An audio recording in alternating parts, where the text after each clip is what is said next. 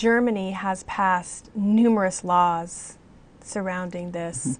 The teaching of the Holocaust is mandatory. It's illegal to possess Mein Kampf. It's illegal to deny the Holocaust, among many other things. They now have, as you were telling me before, the program, a new program. It is something that came about 6, 7, 8 years ago, where it was decided to place a plaque, a metal plaque, in front of the home where the person who did not return, Jewish person who did not return, once lived. And on that plaque, it's called ein Stolperstein, a stumbling block. It is on the sidewalk, and it has the name and the date of birth of the individual, where, when, and how she or he died. And it is a tremendous tribute. And so every so often, you have to remember, this all happened 70 years ago. And still, Germany comes up with various ways of reminding its people. And 2 years ago, when we returned, we've been back 5 more times since 1995. And each time we return, I speak in schools and universities and churches. And it's tremendously well received. It is so gratifying, and it is so difficult for today's generation in Germany to hear these stories. After all, it happened in their country by their own people, their grandparents, their great-grandparents' generation. It's a huge burden, and unfortunately it's going to be their burden for generations to come. Do you think... Yeah, go on. But 2 years ago, November, it was decided in my former hometown of Hoya that a brand new public high school was to be named in my honor. And what an honor that was.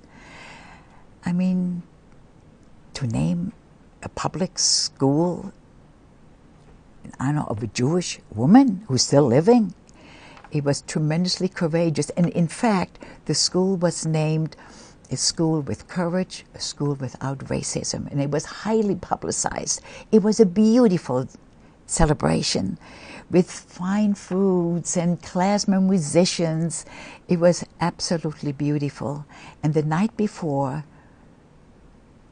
the people in this town and we commemorated Kristallnacht, Crystal Night, on the site where our synagogue once stood.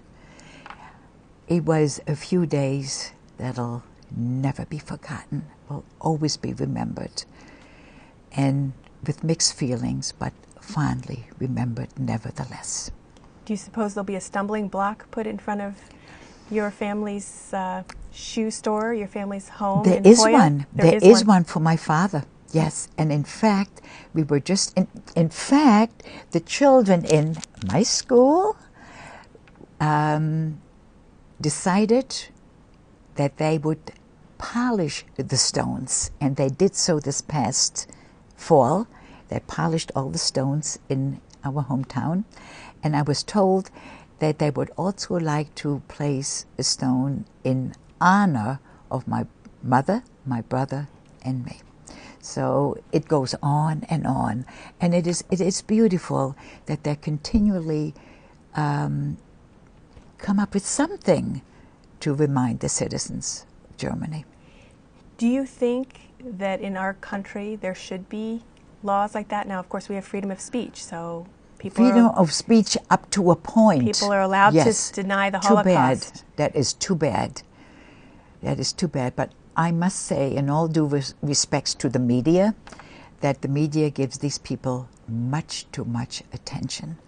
If there were no publicity about them, there would be no one to listen to them, and eventually, I would like to think they would disappear. Now, isn't that what people thought, though, about Hitler in your book, For Yeah, Perfect but Pebbles? they gave it publicity, hugely, and it was condoned by the government. So there was no way out at that time. Even though we thought, oh, this will go away, but we lived with my grandparents. My grandparents were elderly and ill, couldn't leave, wouldn't leave, didn't understand the reason for leaving. We couldn't leave them, and we couldn't leave until they passed away in 1938. It was already too late. Because people had thought about Hitler, well, just he's just don't give him any attention, and then he rose somehow. Well, but so he was given attention. Well, that's other reason why he was given all that attention. We know that the First World War was lost by the Germans. It created a depression and so on and so forth. And the Versailles Treaty, where they had to pay reparations, and that took more money out of the country. So they were very unhappy, and then he came along, the guy with the mustache. And so if we're up to you, people should not be able to deny the Holocaust here either. They should not be allowed to talk evil. They should not be. What kind of an example is that to our children? I know freedom of speech up to a point, wonderful. But to spout out such evil and such foolishness, it's foolish. Because the documentation is endless pertaining to that subject.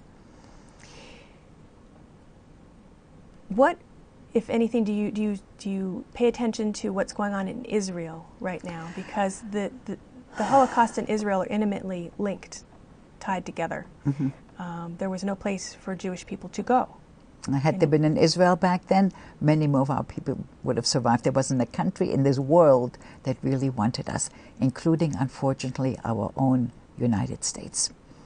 There was a ship, the St. Louis, that was turned back from the shores of Florida, and passengers were not allowed out. They went back to various countries in Europe, and a handful survived. So now as you see Israel, mm-hmm. which is surrounded by enemies, mm-hmm. and has been ever since mm-hmm. it was created, and a lot of military action going on in that country, are you worried about the state of Israel right now? Plenty concerned about the state of Israel, particularly since we have children and grandchildren living in the country.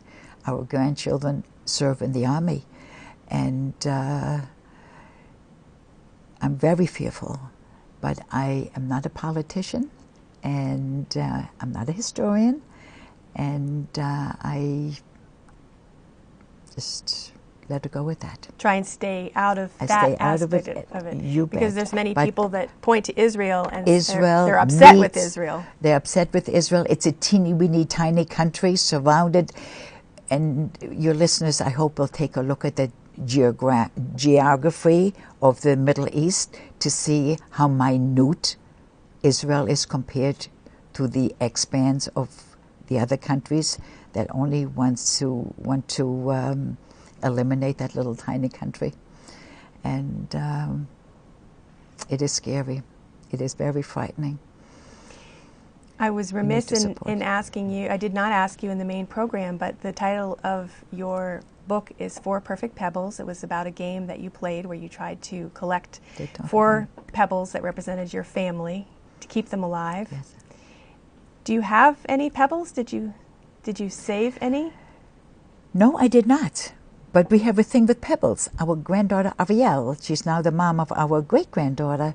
When she was a little girl, she collected pebbles, and she would line them up, and she would make designs with them. I took Ariel's pebbles, and I brought them to Germany the first time we went back, and placed them on my father's grave. This is a custom that we have, and to place a pebble, a little stone, on the grave, indicating that the grave was visited. And so there is a connection somehow. Yes. Full circle. Full circle. Yes. Well, thank you so much for sharing parts of your life with our viewers and with a wider audience here in Idaho. We hope you'll come back. Thank you, Mrs. Franklin, and I'm looking forward to the possibility of a return trip, and I wish your listening audience, their children, their grandchildren, all succeeding generations, a healthy, happy, productive future in a world of love and peace. Thank you. Thank you so much. You've been listening to Marion Blumenthal Lazan. She is a Holocaust survivor and also one of the authors of a book called 4 Perfect Pebbles. For more information, check out the Dialogue website. I'm Marcia Franklin. Thanks for tuning in.